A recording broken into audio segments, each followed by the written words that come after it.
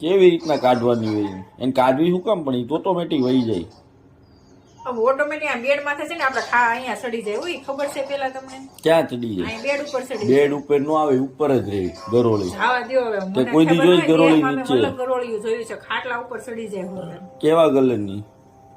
ગરોળી હોય કાળી જોઈ છે આવી હોત જોઈ છે આવી કેવી મારી જોઈ કલર તો જોવા દે બોલો સાચું કહ્યું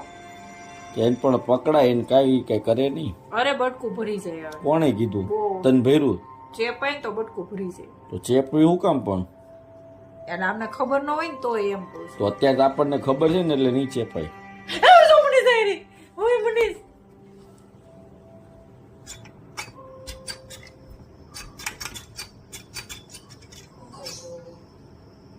કાઈ નહીં કરે